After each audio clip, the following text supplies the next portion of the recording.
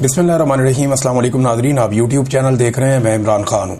नाज़रीन, सबसे पहले मैनचेस्टर में जो प्रोग्राम हमने किया उसके लिए आप सब लोगों का बहुत शुक्रिया। लोग बहुत बड़ी तादाद में आए और इससे कम से कम हमें इस बात का हौसला मिला कि हम यहाँ से आगे बढ़ सकते हैं और जो रिलीफ का काम है वो शुरू कर सकते हैं। ये एक बड़ा अच्छा आगाज़ है और जितनी बड़ी तादाद में ख़वातीन व हज़रात आए, मैं ये तवक्को नहीं कर रहा था।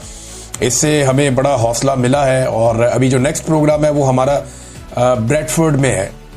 ये जो NGOs मेरे साथ काम कर रही हैं उनके ज़रिए से हम ये पैसे पाकिस्तान में पहुंचाएंगे और वहाँ पे जो हमारे दोस्त हैं, जो टीमें हैं, बहुत सारे लोग जो पाकिस्तान में मौजूद हैं, जो काम कर रहे हैं, जो काम करना चाहते हैं, ये लोग राब्ते में हैं और लगातार रिलीफ का काम करेंगे। अभी भी लोग काम कर रहे हैं लेकिन वसाइल की कमी है। जब हम वसाइल मुहैया करेंगे तो ये खुलकर ज़्यादा बड़े पैमाने पर काम कर पाएंगे। अब ब्रेडफोर्ड में हमारा एतवार को प्रोग्राम है और वहाँ पे अनम्स रेस्टोरेंट है।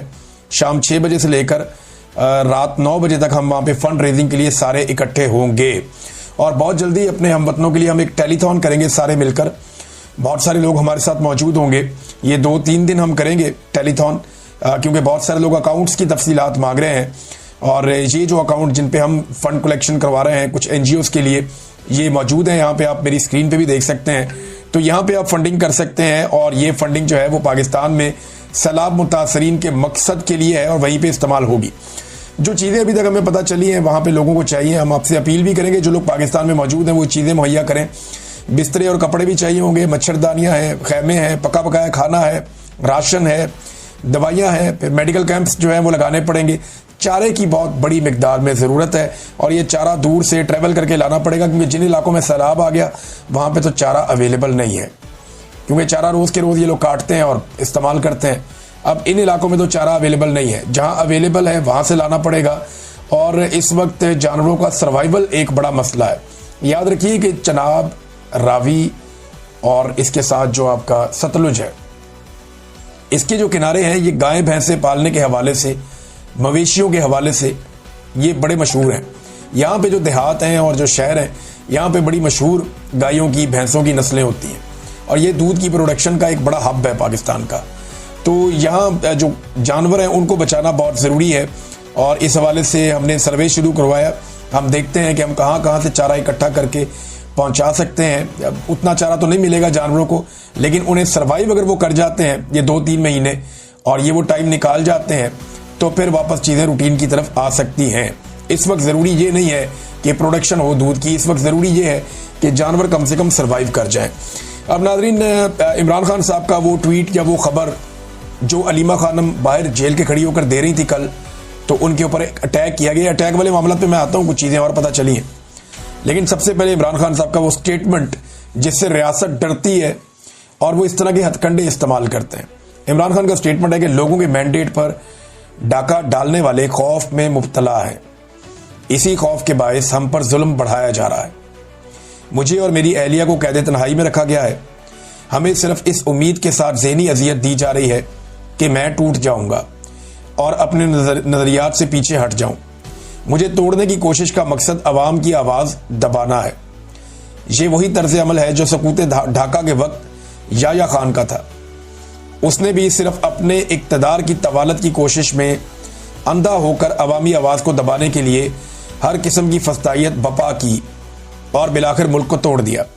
ये सारी तफसीलात हमूदुर रहमान कमीशन रिपोर्ट में मौजूद हैं।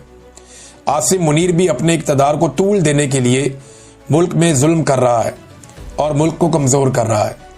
अब यही फ़र्क है ना अलीमा खानम में और बाकी लोगों में। बाकी लोग जेल में इमरान खान से बाहर निकल कर आते हैं, पूरे ट्वीट के अंदर कहीं पे फील्ड मार्शल आसिम मुनीर साहब का नाम नहीं होता। अलीमा खानम जेल से निकल कर आती हैं तो आसिम मुनीर का भी नाम होता है और उनके साथ नत्थी करके याया खान का नाम भी होता है। तो एस्टेब्लिशमेंट को ये प्रॉब्लम तो अलीमा खानम से है। 1971 और मौजूदा दौर में बहरहाल फ़र्क सिर्फ ये है कि आज अवाम बाशऊर है।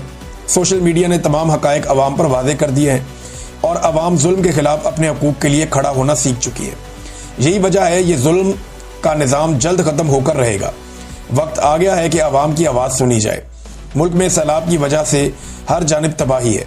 पाकिस्तान की मईशत पहले ही तबाह हाल है।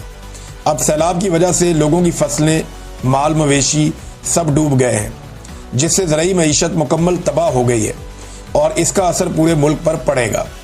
ऐसे में अहम है कि सैलाबज़दा इलाकों की इमदाद के लिए बिला तफरीक सब अपना किरदार अदा करें। अगर मैं जेल से बाहर होता तो इस मकसद के लिए ज़रूर टेलीथॉन और फंड रेजिंग करता। महज हुकूमती इदारे इतनी बड़ी आफत का मुकाबला नहीं कर सकते, बल्कि हर एक शख्स को अपना हिस्सा डालकर मिन हैसुल कौम इसका मुकाबला करना होगा। मुस्तकबिल में सैलाब की तबाहकारी से बचने के लिए हंगामी बुनियादों पर ज़्यादा से ज़्यादा शजरकारी करना होगी। ये इमरान खान साहब ने कहा कि वो बाहर होते ज़रूर टेलीथॉन करते, और अगर इमरान खान करते तो उसका क्या इम्पैक्ट होता आप सबको अंदाज़ा है। अब इमरान खान मौजूद नहीं है तो हम इसकी कोशिश करेंगे। बहुत सारे ऐसे लोग जो इमरान खान साहब के साथ फंड रेजिंग करते रहे, उनसे हम दरख्वास्त करेंगे कि वो हमारे साथ शामिल हों और वो हमारी मदद करें। हम हर पॉलिटिकल पार्टी को ये दावत देते हैं, जो भी इसके अंदर आना चाहता है, जो भी हमारा साथ देना चाहता है, वो आ जाए। हम किसी को मना नहीं करेंगे, और जो भी, चाहे वो कोई मशहूर शख्सियत है, चाहे वो कोई फंड रेजिंग का तजर्बा है उसका, जो भी इसमें हमारी मदद करेगा हम उसके शुक्रगुजार होंगे, क्योंकि ये वक्त है पाकिस्तानियों को बचाने का। सर्वाइवल का मामला है ना, हुकूमत की तो ये काबिलियत भी नहीं है, उनके पास इतने वसाइल भी नहीं। हमें मैदान में आना पड़ेगा, हम कोशिश करेंगे। इमरान खान अगर ये करते तो बहुत बड़े पैमाने पर करते, ये हम सब जानते हैं।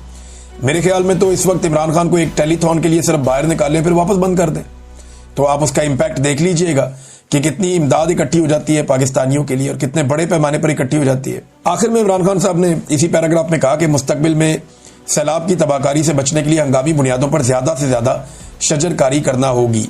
दरख्तों की कटाई भी रोकनी चाहिए। वैसे बलूचिस्तान में अख्तर मेंगल के वालिद की बरसी पर हमले की शदीद मजम्मत और अख्तर मेंगल से इजहार ताज़ियत करता हूँ। बलूचिस्तान के हालात दिन ब दिन ख़राब होते जा रहे हैं, क्योंकि वहाँ पर अवामी नुमाइंदगान को हुकूमत करने की इजाज़त नहीं दी जाती। 8 सितंबर को महमूद अचकज़ई की हड़ताल की कॉल पर तहरीक इंसाफ भरपूर शिरकत करेगी। बलूचिस्तान की आवाम को दहशतगर्दी और हाइब्रिड माहौल से निजात मिलनी चाहिए।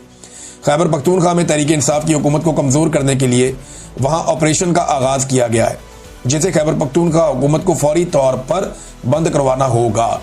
अली अमीन गंडापुर को खुसूसी हदायत करता हूँ कि सूबे की आवाम पहले ही सैलाब की वजह से मुतासिर है, लिहाजा इस ऑपरेशन के खिलाफ भरपूर मज़ामत करके इसे रुकवाएं। कबायली अजला में होने वाले ड्रोन हमले बंद करवाना खैबर पख्तूनख्वा हुकूमत की जिम्मेदारी है। अवाम की जानो माल का तहफ़्फ़ुज़ हमारी हुकूमत की जिम्मेदारी है।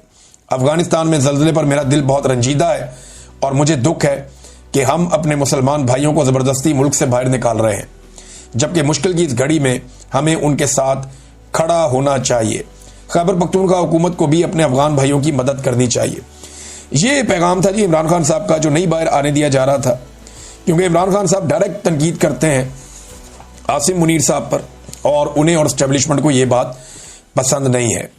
अलीमा खानम साहिबा पे जो हमले का मामला है, इसमें लोगों का मौक़िफ़ आया, लेकिन जो दरिया को कूजे में बंद किया है वो जावेद हाशमी साहब ने किया है। जावेद हाशमी साहब कहते हैं अलीमा खानम पर हमला हमारी तारीख में एक और स्याह बाब है। इसकी इंक्वायरी पर वक्त और वसाइल खर्च करने की ज़रूरत नहीं है।